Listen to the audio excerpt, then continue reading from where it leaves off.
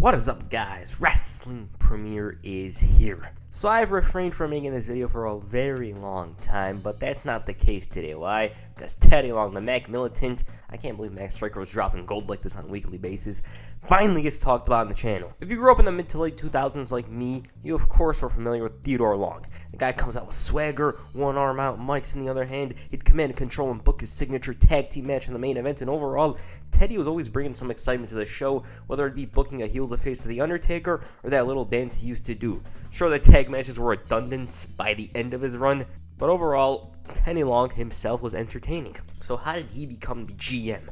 Well, first of all, let's talk about his past. Before becoming a general manager, Teddy Long managed to have a long and storied history as a manager in the late 80s to mid-90s. He was also a referee, but with regards to the tag team / wrestlers he managed, Psycho Sid, Dan Spivey, Mark Callis, Mean Mark Callis, Ron Simmons, and Butch Reed, who became champions while associated with Teddy, Too Cold Scorpio, and a bunch of other guys like Sergeant Craig. After a stint down in World Championship Wrestling, Theodore Long made his way to the World Wrestling Federation at the height of the Attitude Era, but as a referee. One of the more notable moments for Teddy as a ref came when he accidentally pinned X-Pac's shoulders down on the mat at the 1999 Royal Rumble and received the "You effed up" chant. If my memory serves me correct, Long never really officiated main event matches. It was always those matches involving the likes of Jeff Jarrett, D'Lo Brown, Mark Henry, lower or mid-card type matches. He also got his ass beat occasionally.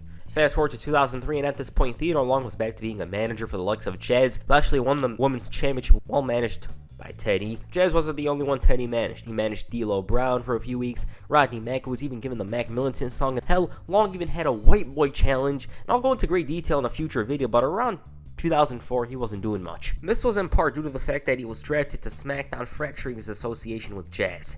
After Kurt Angle's kayfabe firing as SmackDown GM, the Blue Brand clearly needed an authority figure. Mr. McMahon refused to stand in the middle of controversy, and this was because a bunch of guys were brawling for the US title, and so he announced Theodore Long as the general manager, and there he is. He's walking in with a hell of a lot of confidence despite the job. He thanked McMahon for it before rectifying the US title situation. He straight up told Booker T that he is not the United States champ, and this turned him into a babyface.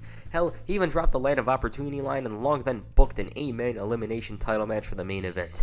He then fixed Angle's mess from last week and promised the woman that they'll never be underutilized, and he lied about that, obviously. Entering his locker room, Teddy Long discovered the ex-GM Kurt Angle. He tried making it seem like he was going to make Teddy the successor anyways, and even acknowledged the fact that he was the first black GM, but Long didn't like this, stating that the first black stuff went out of date in 1985. He wasn't selected because of his color, rather his decision-making skills, and for pissing him off, Kurt Angle was booked in a matchup.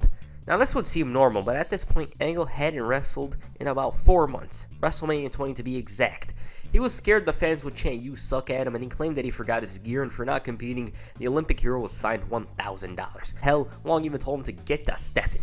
Already, Theodore Long was getting comfortable as general manager, and he was a stark contrast from the usual heel authority figures that dominated WWE at the time. Other than Stephanie McMahon, there hadn't been a babyface authority figure in about 4 years. By the following week, Teddy Long had hung up the Mr. McMahon and Martin Luther King frames that would become a staple of his office for the entirety of his run. It was much more lively compared to the other authority figures, and there was nobody that brought excitement like Teddy Long since Mick Foley did in 2000. It didn't take long for Teddy to make a huge impact on SmackDown. On the August 19, 2004 episode, the GM asked the production crew to play a tape. He came onto the ring and promoted the return of this man, The Big Show. Even though Teddy Long was living high, he's making these big announcements and whatnot, it didn't take long for somebody to mess with him. On the following episode of SmackDown, Eddie Guerrero wanted to return the favor to one Kurt Angle. You know, he desecrated his lowrider, so he was going to ruin his car. Angle was shouting that this was his car, telling Eddie not to touch it, but Guerrero caused a hell of a lot of destruction to the vehicle, and it turns out it was Teddy's car. Eddie thought it was Kurt's, and his reaction was like a deer in the headlights, and because of this, he ended up being kicked out of the premise. Also, tell me Teddy wasn't that guy in Good Burger crying over when went down. With the arrival of Carlito on SmackDown, he didn't appreciate Long's managerial skills, and after competing in a match despite a shoulder injury, made it a mission to get rid of Teddy Long. On the December 30th, 2004 episode of SmackDown, Carlito demanded interview time. Why is this? Well, he wanted to talk about Theodore Long. He complained about his injury and the fact that he lost the US title while being hurt, and he placed the blame directly on Teddy Long. He even mentioned how JBL was forced to defend the WWE title against Big Show and Kurt Angle, and his New Year's resolution was Teddy Long be removed from power. That was his one wish.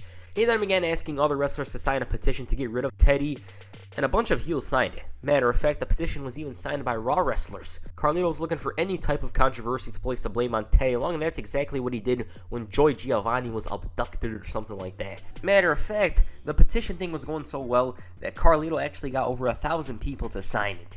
Even the fans signed it, and he was very confident of the future. Carlito also used the Joy controversy to stick it to Teddy, but then Heidenreich interrupted. You'd think he was going to beat him up or something, but it turns out he wanted Teddy gone as well.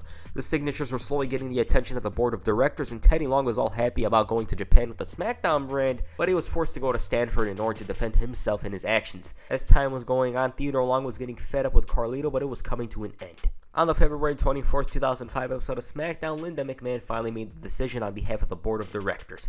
Teddy Long made it seem like he was proud to have been GM regardless of what happened, and this is when Carlito once again interrupted. He came out looking like they told him Primo signing with WWE or something, and he of course corrected Teddy on his warning before proudly saying the reign of terror is finally over. Yeah, about that, well, Carlito's petition failed miserably. Matter of fact, the board of directors actually liked Teddy as GM, and Carlito's reaction is if they told him Primo's better than him. Teddy even took his apple away before revealing that the hate Carlito's been throwing his way was gonna haunt him. Now, instead of worrying about Teddy Long, Carlito was thinking about WrestleMania, but Teddy though decided, I'm gonna hand you a snow shovel, and he couldn't believe this at all. He made an excuse and was mentioning his one arm, but he was still forced to do it, and man, Carlito looked so out of place. The following week, Teddy that's like saying Hulk Hogan asked to win a world title, but demanded Carlito go and search for The Undertaker. The former U.S. champion just awkwardly roamed around backstage in search of him and even shouted "dead man," which was hilarious. After being spooked numerous times, he decided, screw it, and called out The Undertaker. Also, that's not how to treat your future girlfriend. Carlito stuttered over his words, and clearly fear was exuding out of the man, and when The Undertaker came out, he was anything but understanding. Teddy must have been enjoying this, but his fun time quickly came to an end when John Cena FU'd him, so he gave everybody a warning telling them to back off. Carlito, meanwhile, was forced to work at the cash register, and it turns out he was in need of cash, because WWE didn't pay injured wrestlers. He bullied a kid, spat a hot dog onto a customer, and turned a negative into a positive. I assume Teddy took notice, so he brought in Elvis the following week. Obviously, Carlito. He sang Jailhouse Rock, and it was all a joke, and he decided, screw it, I'm walking out. And so what was his next idea? He decided to suck up to the boss and prevent himself from doing another assignment. He asked for a match, and Teddy responded, well, you're not medically cleared, but he made it seem like the fans wanted him, and so he booked him in a match against John Cena, which didn't seem to please Carlito. From here on, Teddy didn't really have anything annoying him. Rather, he was the one who was annoying heels such as JBL by booking them in matches with The Undertaker, not giving them title matches, bunch of stuff like that. He had all the time in the world for that kind of stuff. That is until the August 25th, 2005 episode of SmackDown. When Teddy Long entered his office, he was shocked to discover a man in a suit. Turns out it was a network executive by the name of Paul Mercannon. While the network was proud with how SmackDown was doing on television, they wanted to ensure that this continues when SmackDown moves to Friday, and so he was going to be by Teddy's side every single week. He also booked a world title match. He randomly emerged later that night, giving huge praise to Randy Orton, and even went as far as to say he wanted more of Orton on the show, and showing that he still got it, Teddy Long told the network executive to watch for his announcement. It was a lingerie pillow fight. Paul Mercannon quickly came out and put the kibosh on it, and to him it was very unacceptable because the demographic that they're chasing does not want to see a pillow fight. Kristal was more heartbroken than the fans, and if you watched ECW in the later years, you must be familiar with a man by the name of Cyrus the Virus, Don Callis. He was this big, evil corporate guy who was like, the network wouldn't like this, the network wouldn't like that, or whatever. They even went as far as to incorporate ECW being canceled in real life into a storyline by saying Cyrus the Virus was the one who canceled it. The whole Paul Mercannon thing seemed to have been inspired by it for sure in my eyes. Cannon was slowly becoming this big heel character. He was claiming the network gave JBL time to rest and even gave into his demand of a bull rope match. And best of all, he deprived Rey Mysterio of a title match, instead snatching the mic away from Teddy Long to announce Eddie Guerrero as the challenger. Kayfabe-wise, he was the one who brought in the Boogeyman in that forgettable juniors division. And at the same time, Teddy was stressed over the SmackDown vs. Raw feud. He challenged Eric Bischoff to 2 matches, one featuring their top guys battling, and second, he wanted Bischoff in a match, a singles match. As expected, Teddy got his ass beat in order to give Raw some heat, and with regards to their match, well, it was a visual horror. I'm scared to watch it again, but I know if I'm going to talk about Survivor Series 2005 someday, it's a must. The Boogeyman ended up helping Teddy to win it for SmackDown, and with the Blue Brand winning the battle for brand supremacy, Teddy could finally focus on the network executive. Paul Mercannon started appearing less often from here on. He was on that Brock Lesnar schedule. By the looks of it, they were propping him up for a run after WrestleMania 22. He was really healing it up by criticizing The Miz before the guy even debuted, but this feud in itself came to a screeching halt because Palmer Cannon walked out on WWE for good reason: hazing. Rey Mysterio was among a few who decided to convince him to stay, but he refused to. And the character, like I said, was all about the network. It was a 2006 version of Cyrus the Virus, and it's a damn shame that there was never some sort of conclusion to the story. It wasn't really that interesting or anything like that, but who knows, maybe this guy would have been a good heel. Once again, Teddy didn't really have a particular storyline following April of 2006. All he was doing was booking matches, pissing off heels. This time it was Mr. Kennedy, but it never escalated. Teddy, however, was too busy with MVP, was acting like a draft bust with his lazy demeanor and significant demand, and eventually he took his gloves off and booked him in an Inferno match with Kane. Around the same time period, JBL was absolutely livid at the quote-unquote George Jefferson peanut head. He criticized many of Teddy's decisions, and after MVP was burned alive, JBL took it to the ring on the December 22nd, 2006 episode of SmackDown. He said that the match idea looks good on paper, but then you realize somebody gets burned. It was unbelievable to Bradshaw that he could smell a human's flesh burning, and this was all done in the good name of entertainment. He demanded an apology for himself, for SmackDown, and most importantly MVP, and hell, he even threatened a lawsuit, but Teddy never showed up. So JBL decided to hold the fans responsible. Hey, what did I do? So JBL was very unappreciative of these sick people to see somebody fall off a building, catch fire, and all that just to be entertained. Traveling 200 days a year, wrestling matches isn't enough. That's what he was talking about. JBL even said that there's not a soul alive that'd want to pay to see any of these SOBs do anything. He's talking about the fans, and it was an embarrassment to this country. It was sickening. That was a superb promo, Kayfabe-wise, you can't disagree with JBL. The fans were pretty selfish, and it was pretty heartless of Teddy to have MVP, a human being, in an Inferno match. Still, Teddy and Kayfabe could give zero damn about MVP. Instead, somebody else caught his eye. Kristal Marshall. She just randomly came up to him one night to discuss an idea, and soon enough, she just found herself comfortable in the presence of SmackDown's resident player. It wasn't even anything at this point, she was just talking about this idea. One thing to mention is that Kristal was often seen with Vicky Guerrero, and they were clearly teasing something. Teddy, on the other hand, wasn't making his relationship private, and by the looks of it, this man hadn't been this happy since 1992. He was spending money on her and even said that this was the happiest he's been in one segment. JB, on the other hand, couldn't believe it because this is the same man that's supposed to run a worldwide brand, and at one point, Kristal even pronounced her love for Teddy, who responded with the right answer. Now, this is when he got stupid. For some reason, he wanted to spend more time with his girl, and so he wanted an assistant of sorts. Teddy couldn't find the right candidate at this point, so Kristal put in a good word for her friend. Once he heard Vicky Guerrero, he was caught off guard.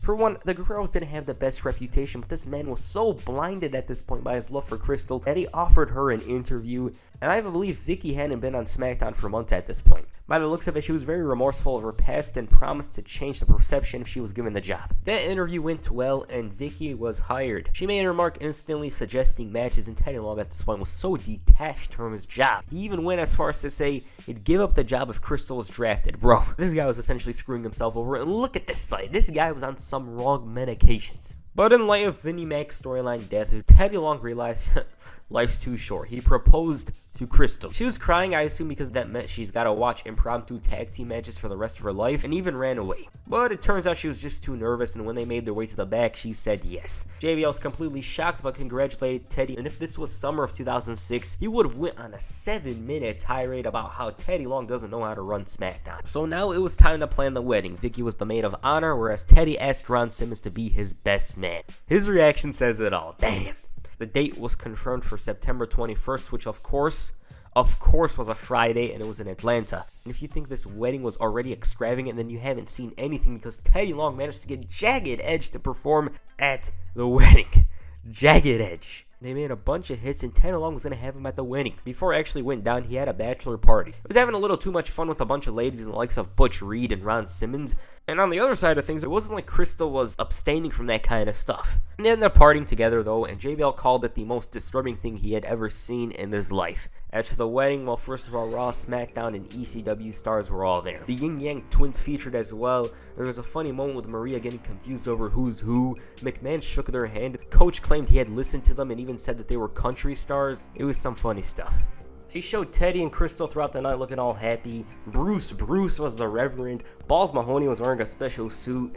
Everyone was there, you know, CM Punk, Mr. McMahon, Hornswoggle, everyone. A bunch of different faces. Chaos ensued before the wedding even began because Hornswoggle wanted to watch the wedding front and center next to his papa. Theodore Long received a tremendous reception from the crowd and from the roster. Tori, Mrs. Layfield, and Vicky all came down along with Doom, and there's the bride.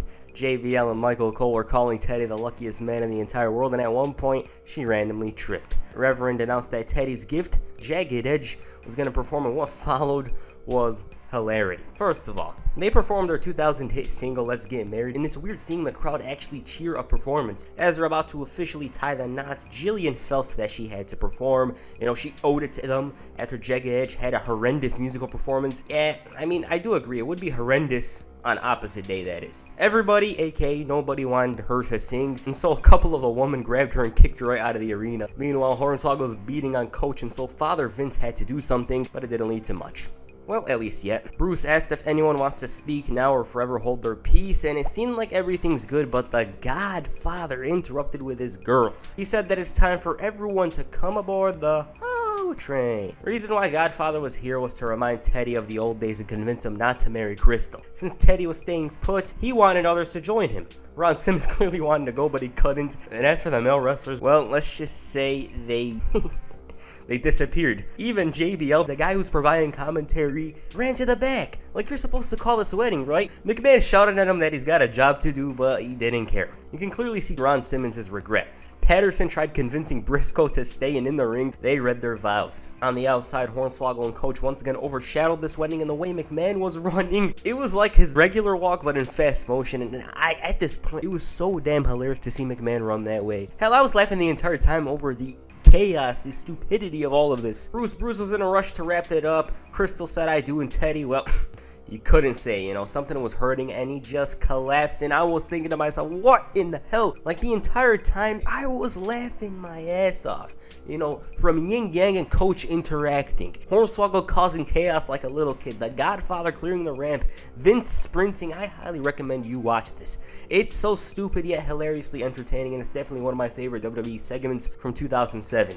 Shortly afterwards, it was revealed that Theodore Long was out indefinitely, and because of this, Vicky Guerrero was promoted to the SmackDown General Manager position. And if things weren't crazy enough, Kristal was released 30 days later for reportedly not complying with the story. She wanted to go to Raw, you know, whereas WWE wanted to pair her with Edge like the Vicky story we ended up getting. Now, I'm not going to say it myself. Here's what the report says from the Wrestling Observer back in October 2007. Cool. As noted before, prior to her release, Bobby Lashley requested for Kristal Marshall to be moved to Raw so that they could be on the same road schedule. Kristal started dating Lashley when he worked the SmackDown tour as ECW champion, and Vince promised that she would be moved to Raw, but as far back as August, he changed his mind on moving her.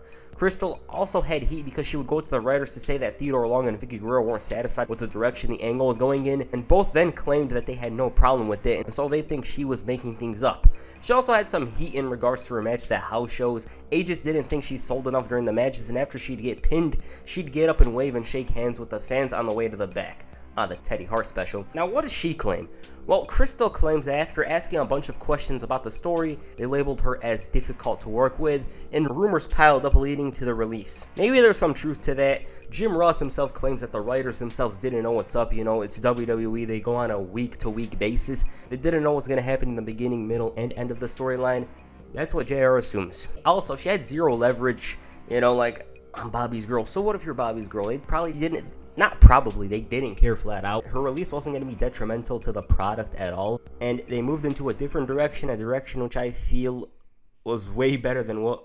I can't say it's way better because we don't know what would have happened had Kristal remained. But yeah, at this point in time, Teddy Long was no longer the general manager of SmackDown. It was Vicky Guerrero. Alright, I'm going to stop this video here. Why? Well, Teddy Long was no longer GM. I will definitely talk about a second run and his ECW run, if you even remember that. Like, I barely remember that one in itself. Yeah, like, I will definitely talk about his ECW run with the SmackDown run video because the ECW run itself, it's not that notable. So we could just include it in the second SmackDown video. Alright, like I said, Teddy Long was entertaining during this first run. It was a nice change from the regular heel authority figure, so yeah. What authority figures run do you guys want me to talk about next? Do you guys want Eric Bischoff, Commissioner Foley, La Familia? I'm gonna have to make that one in a different way. It can't just be centered around Vicky Guerrero, so yeah. Alright, that's it for this video. Make sure you avoid wrestling a tag team match by hitting the like button and perhaps hitting the subscribe button to avoid a one-on-one match with The Undertaker. Peace, I'm out.